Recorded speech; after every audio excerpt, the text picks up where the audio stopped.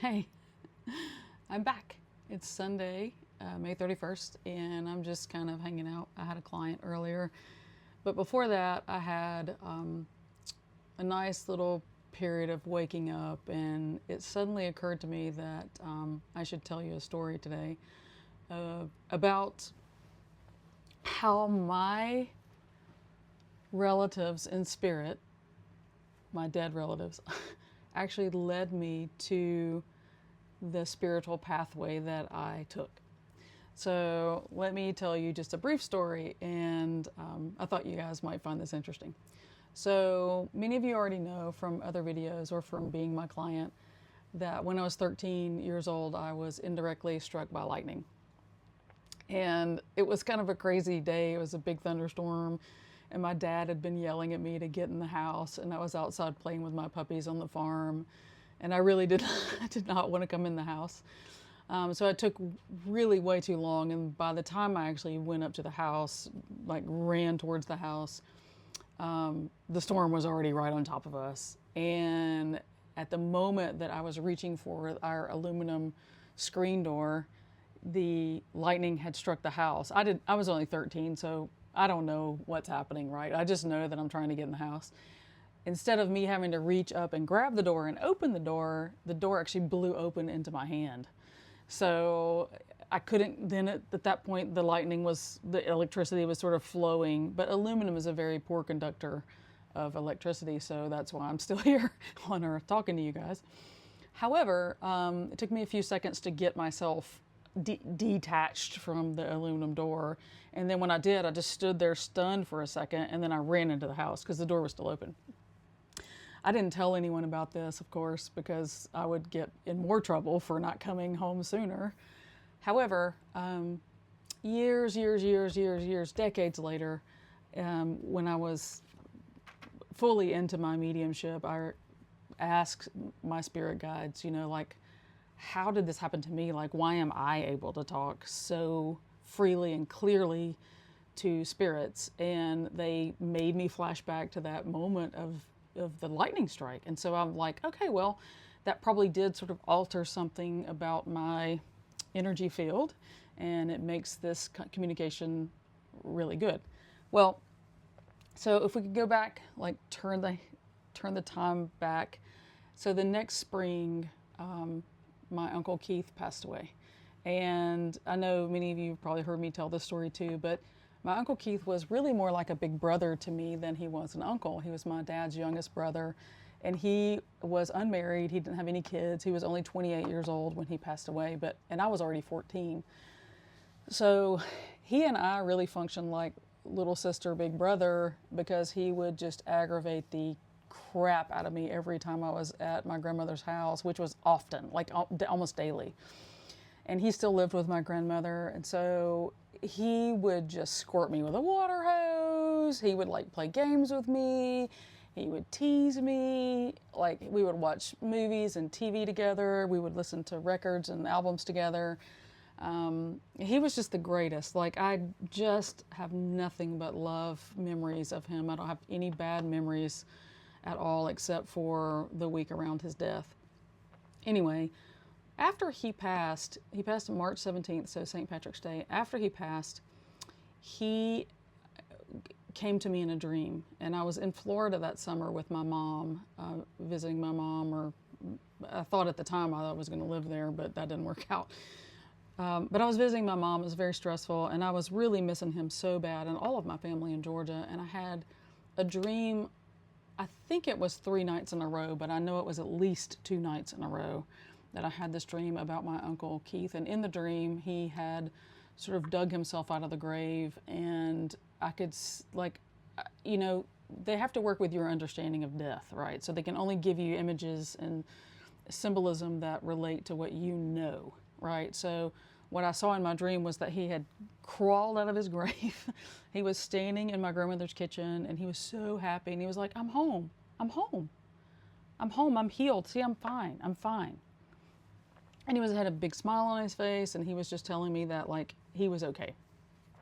And I woke up in a cold sweat, like I was really scared. I didn't know what had happened, but it definitely felt like my Uncle Keith had told me that he had come back home and that he was okay, even though I didn't understand what he meant by the word home, because I knew that his body was 6 feet under the ground in Danielsville, Georgia. That's what I knew, okay? So I had that dream, and then now fast forward 6 years. So 6 years later, I'm 20 years old, and my little cousin Chip has been hit by a car. He's 17 years old. He's going to his after-school job, and he gets hit by a van that like ran a red light. So he's kind of trying to cross over a bunch of lanes of traffic and get onto the other side of the highway. And a van didn't see him. He didn't see the light changing. I don't know. They just hit him going really fast. It T-boned his car. He was driving a little red Mustang. And he probably, from what I gather now and all of my ER knowledge and I now have, he probably coded at the scene. Emergency responders revived him. He was young and healthy, but his brain had been badly injured. He lived in the ICU for 6 or 8 weeks. I'm not sure exactly how long. And then they were getting ready to transfer him from the ICU to the Shepherd Center because he could communicate a little bit. Like, we knew he was in there, but he was not. He was had a trach, and like he was never ever going to be the same. And so I was staying with my grandmother that night to sort of like help take care of her. I don't think I still lived there at the time. I feel like I had moved out, but I'm not real sure. It was around the time that I moved out to go to college. And I was dreaming this. So I had this dream that my cousin drove up into the driveway of my grandmother's home, and he was sitting on the back of his tailgate, like at the truck, and has a tailgate. And in the country, a lot of times you just lift the tailgate down and you can sit there, makes a nice little bench, and then you just kind of talk to whoever's around. And he was sitting on the tailgate of his truck, and he had this white t-shirt on and this gold chain, which was very popular in 2, 3? It was very popular, 94, that's when he passed. Still very popular in 1994. And this little gold eagle, and it was a glimmering in the sun. The light was behind him. And he said, "I'm going home." And he was so excited. Like, he was so thrilled, and he had no tubes. And I said in the dream, I said to him, I was like, "Chip, oh my gosh, you're better. Like, you don't have any tubes." And he said, "I know, I'm going home." And then I woke up to the sound of the phone ringing. And this was like a phone on a wall. So I had to like get out of my bed, walk out of the bedroom, and then go to the phone. And when I answered the phone, it was my aunt, his mother. It might have been my other aunt, her sister, telling me that he had just died. And if I wanted to see his body, I should come. So, okay, that was wild. Fast forward to the year 2005. End of 04, beginning of 05. It was about 6 months after she passed. My Aunt Sharon, so I think maybe even the same aunt that had given me the message about Chip, we're like 10 years later. So she had cancer when she was 31. She had breast cancer. She beat it. They did a mastectomy, and they did a lot of radiation. And back in those days, they just weren't very good at measuring radiation. And so years later, it came back as bone cancer in her left scapula. And I, at that time, had moved over to Anderson. It was after my master's degree. I had moved over to Anderson, and I was working at Clemson. And my aunt was so excited to have me in Anderson because most of our family was in Georgia, and she had always sort of felt like the outsider living over in Anderson.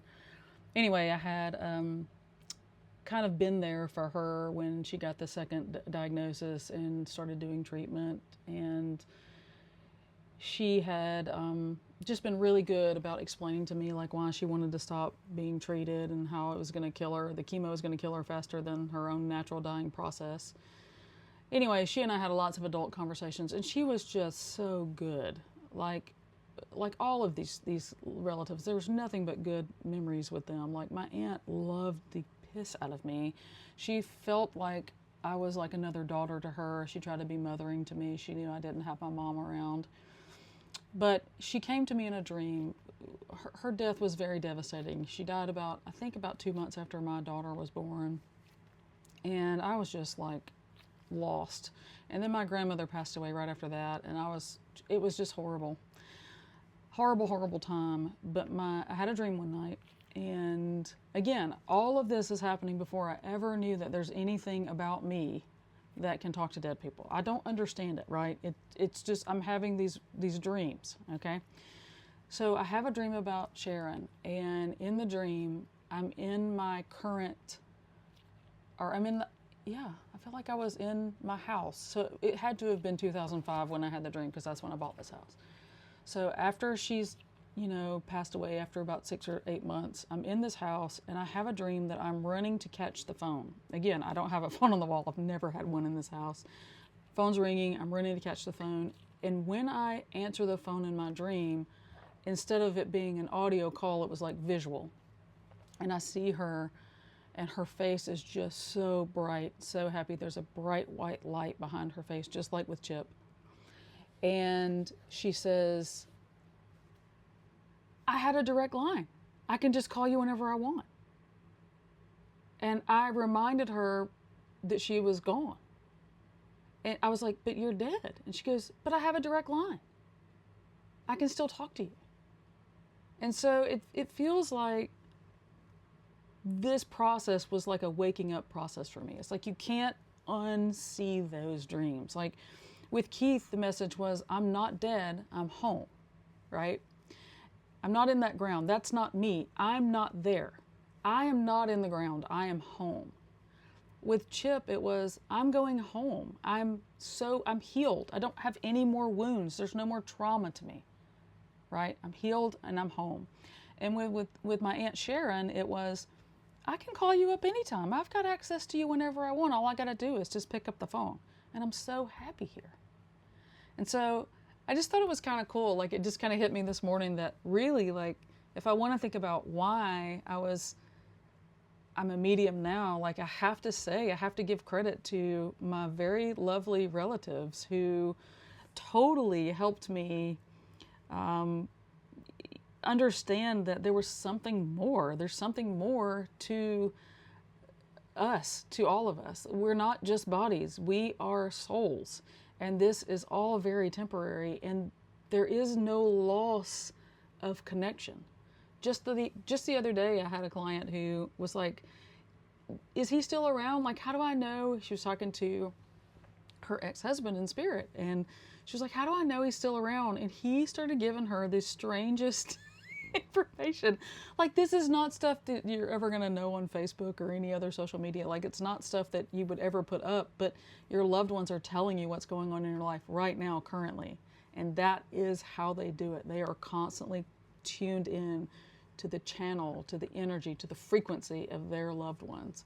And I just thought that I should say thank you to my Uncle Keith, my cousin Chip, and my Aunt Sharon for sort of giving me the cognitive dissonance to know that there's more, right? And to keep going down that spiritual pathway that I knew was real, because they told me it was.